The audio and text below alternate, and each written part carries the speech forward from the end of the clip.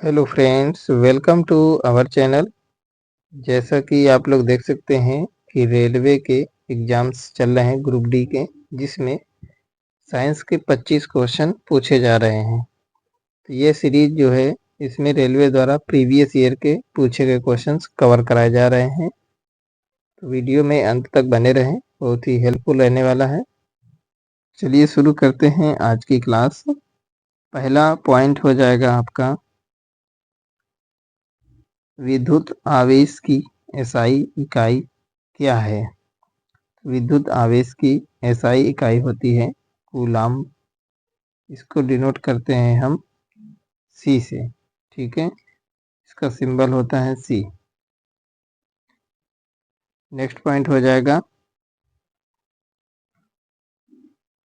तापीय अपघटन के दौरान अमोनियम नाइट्रेट उत्पन्न करता है। तो तापीय अपघटन के दौरान अमोनियम नाइट्रेट जो है क्या उत्पन्न करता है, तो N2O और H2O उत्पन्न करता है। ठीक है,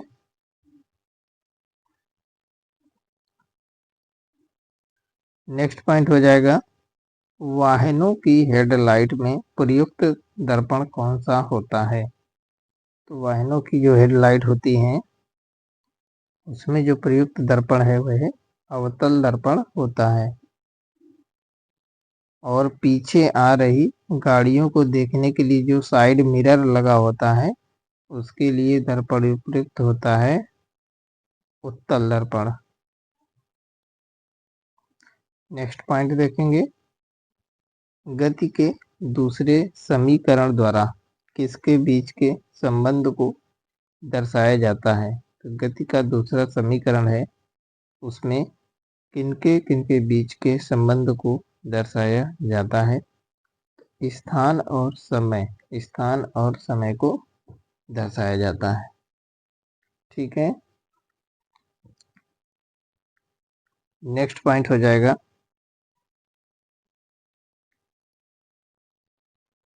दूसरा समीकरण का फार्मूला क्या होता है, देख सकते हैं।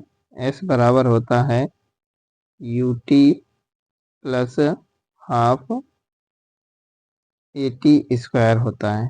ठीक है, UT plus half AT square होता है। तो इसमें स्थान और समय को दर्शाया जाता है। यह गति का दूसरा समीकरण है। न्यूटन ने टोटल दिए थे 3 गति के समीकरण।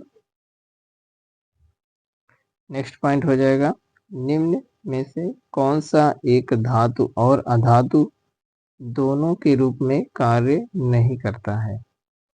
तो ना ही धातु है और ना ही अधातु, तो ये क्या होता है, बोरान। ठीक है, इसका सिंबल होता है बी। परमाणु क्रमांक क्या होता है, 5 होता है। ठीक है, नेक्स्ट पॉइंट क्या हो जाएगा, कूलाम्ब का नियम क्या है। तो चलिए देखते हैं कूलाम्ब का नियम क्या है। तो दो बिंदु आवेशों के मध्य आकर्षण या प्रतिकर्षण के बल का परिमाण दो आवेशों की मात्रा के अनुक्रमानुपाती होता है और उनके बीच की दूरी के वर्ग के व्युत्क्रमानुपाती होता है। तो दो बिंदु आवेशों के मध्य आकर्षण या प्रतिकर्षण के बल का परिमाण जो होता है दो आवेशों की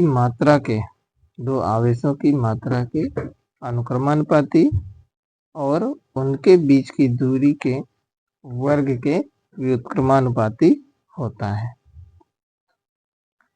नेक्स्ट पॉइंट हो जाएगा, खाली जगह दिया गया है, मनुष्यों में अंतःस्रावी ग्रंथि नहीं है। तो अंतःस्रावी ग्रंथि कौन सी नहीं है, तो ये लीवर या यकृत होती है। ठीक है, इसको अंतःस्रावी ग्रंथि नहीं कहते। नेक्स्ट पॉइंट हो जाएगा,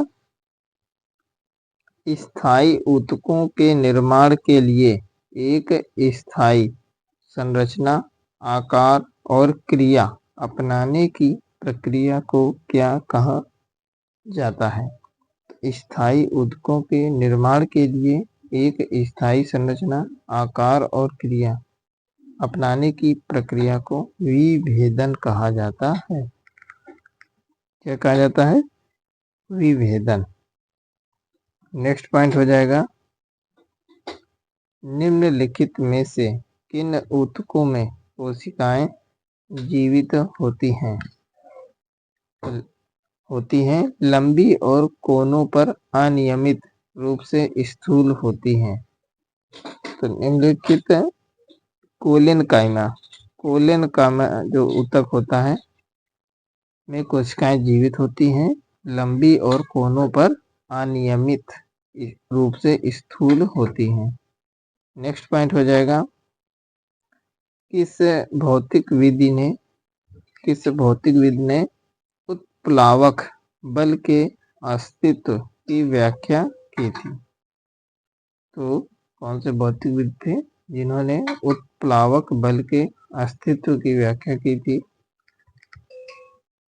आर्किमिडीज थे। ठीक है, आर्किमिडीज ने किया था उत्प्लावक बल के अस्तित्व की व्याख्या।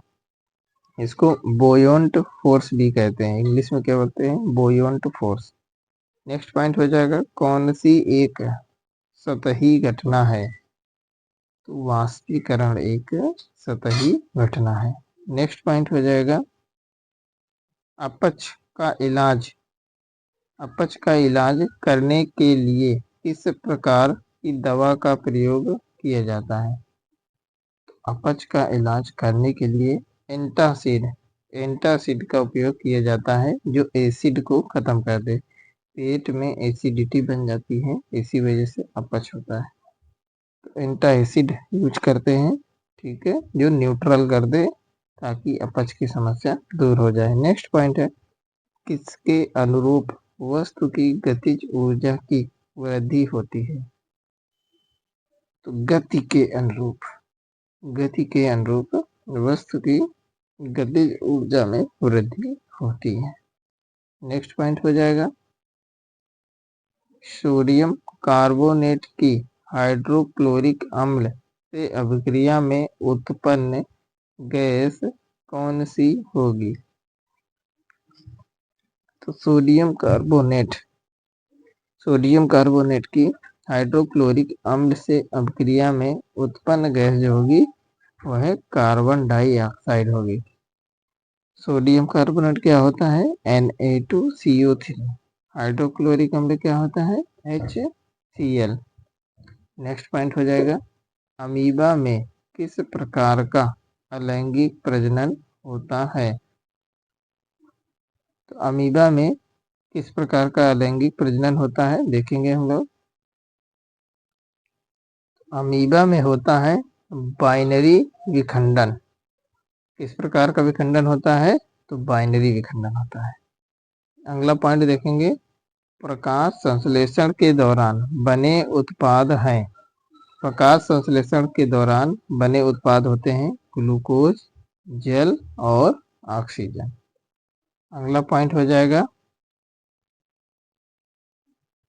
हीरे के कार्बन परमाणु के बाहरी कोश में मुक्त इलेक्ट्रॉनों की संख्या है।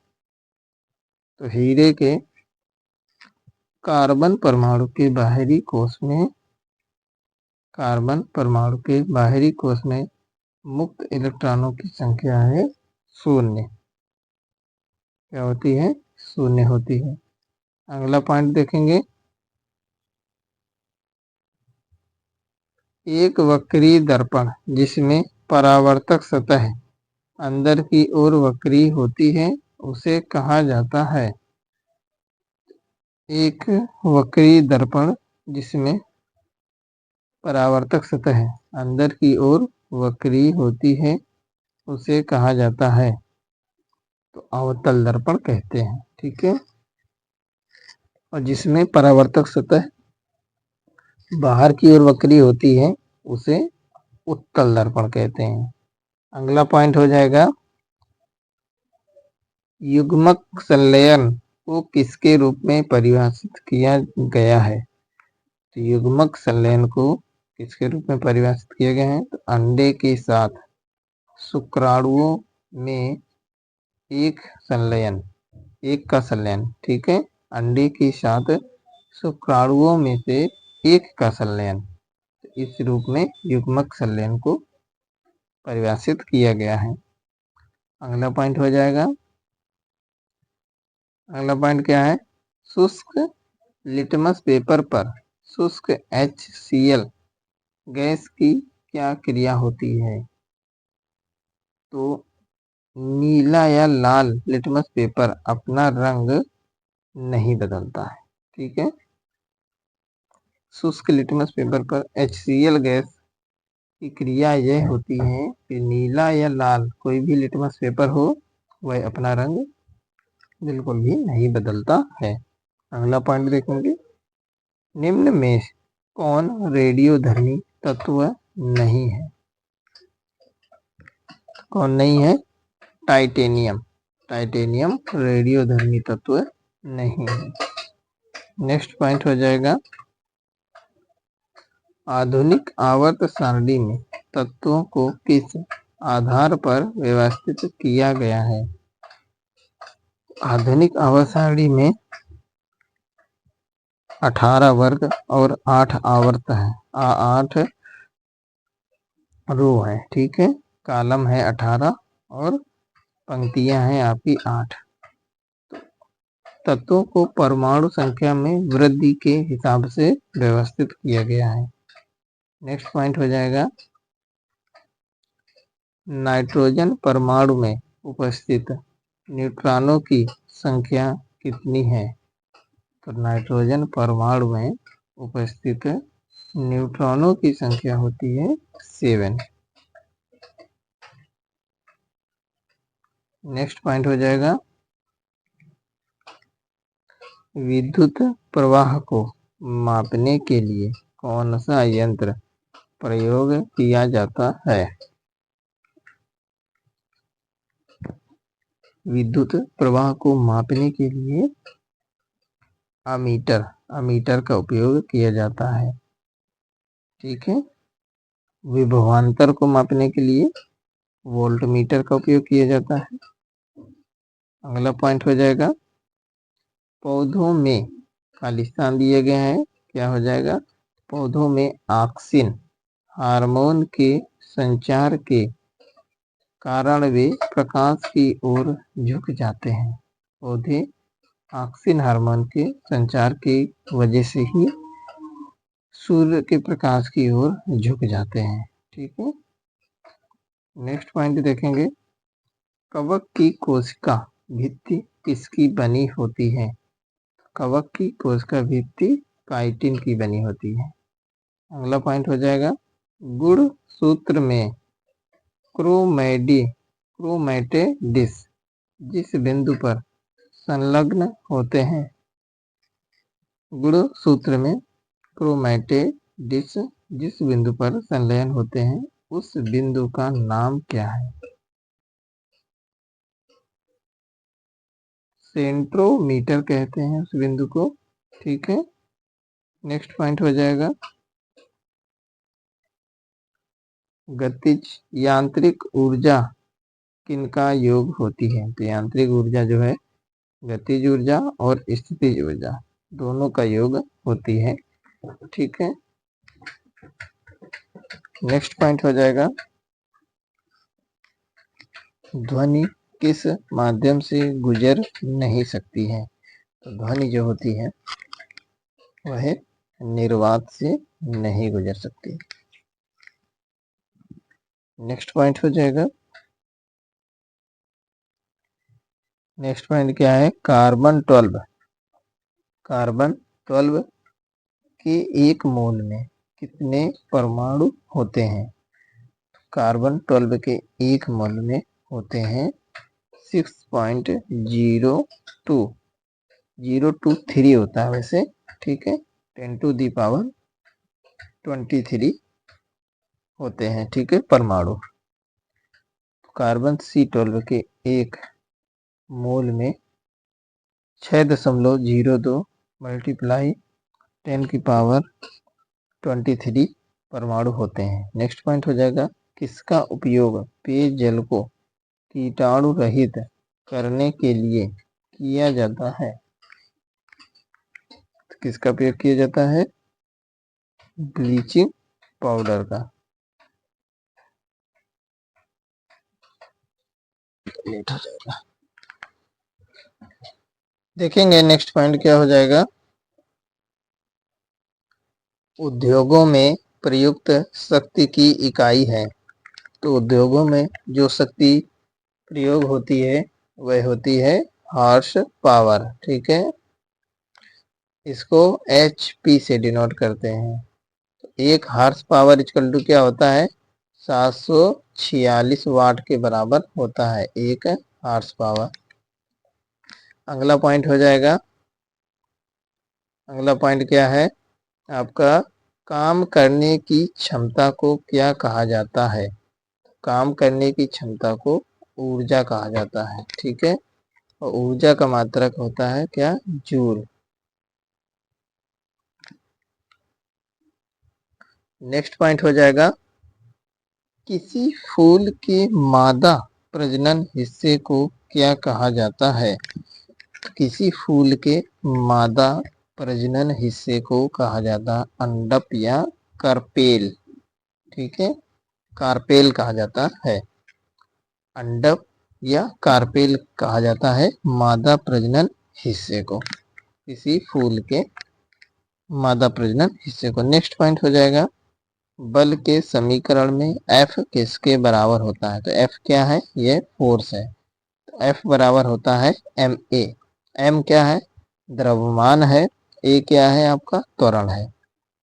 नेक्स्ट पॉइंट हो जाएगा। नेक्स्ट पॉइंट है आपका कार्बन के निम्न अपरूपों में से धातु विज्ञान में अपचयन एजेंट के रूप में किसका उपयोग किया जाता है? तो कोक का उपयोग किया जाता है। नेक्स्ट पॉइंट हो जाएगा।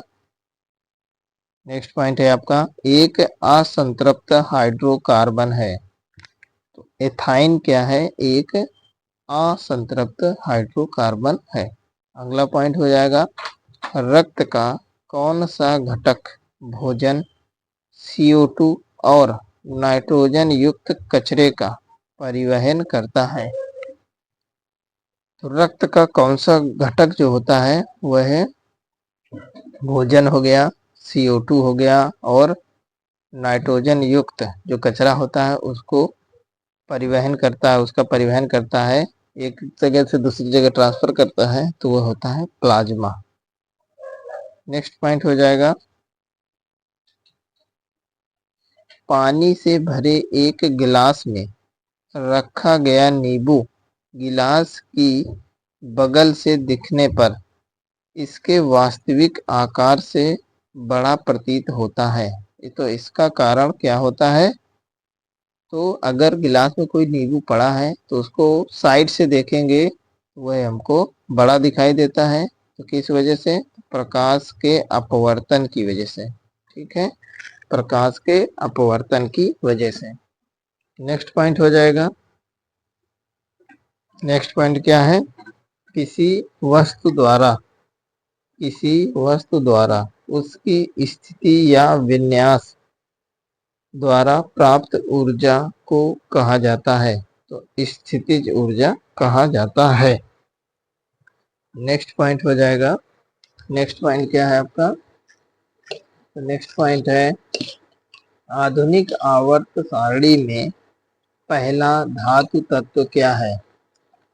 आधुनिक आवर्त सारणी में पहला धातु तत्व जो है वो Li यानी कि लिथियम है। ठीक है, चलिए देखेंगे नेक्स्ट पॉइंट। देखिए फ्रेंड्स, जो लोग चैनल पे नए हैं वह अवश्य सब्सक्राइब कर लें, क्योंकि बहुत ही इम्पोर्टेंट क्लास है ये। सारे प्रीवियस ईयर क्वेश्चन है, जो भी रेलवे ने प्रीवियस ईयर में पूछे हैं साइंस के क्वेश्चन, वह सब इसमें कवर कराया जा रहा है। तो इसी टाइप के क्वेश्चन रेलवे पूछ रहा है, तो आपको रेलवे के साथ साथ अदर एग्जाम में भी यह बहुत हेल्प करने वाला है।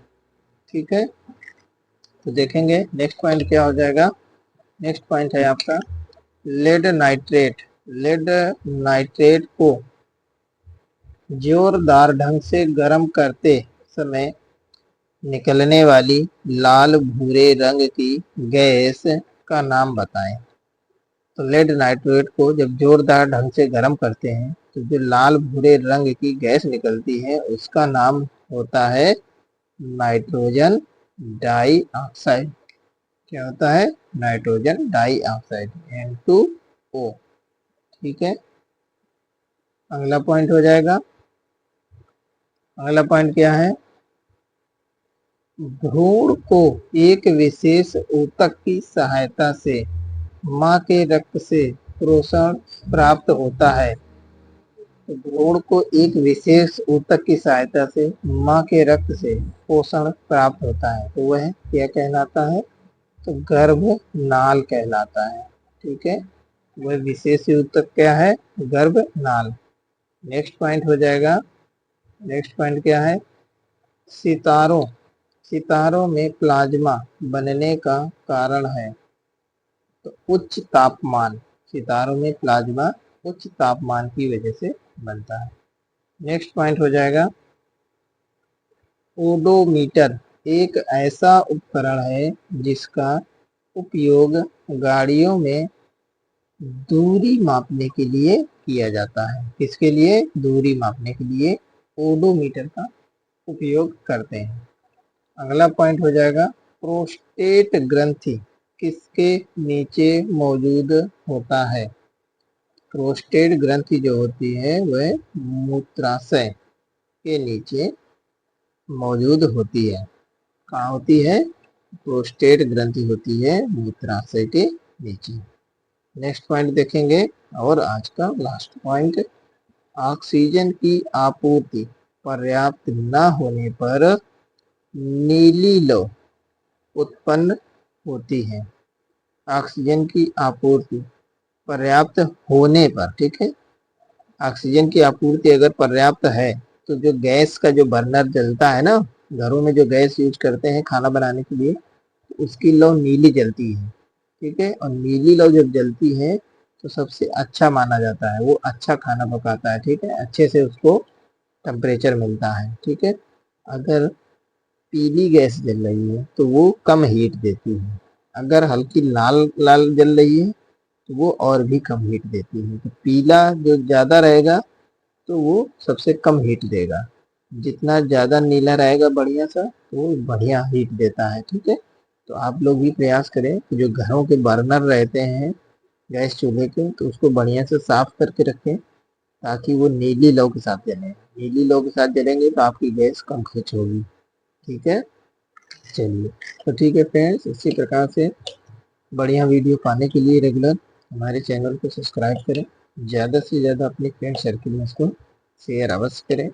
इससे हमको क्या है, नए नए वीडियो बनाने के लिए मोटिवेशन मिलता है। टेलीग्राम और व्हाट्सएप ग्रुप का लिंक दिया गया है डिस्क्रिप्शन में। ठीक है, उसको अवश्य ज्वाइन करें। रेलवे द्वारा जीके जीएस के जो क्वेश्चन पूछे जाते हैं तो उनका प्रैक्टिस सेट के रूप में क्वेश्चन कवर कराए गए हैं। ठीक है, लगभग 100 प्लस वीडियो ऑलरेडी अपलोडेड है, आप लोग उनको अवश्य देखें। तो चलिए मिलते हैं नेक्स्ट क्लास में। Okay, take care.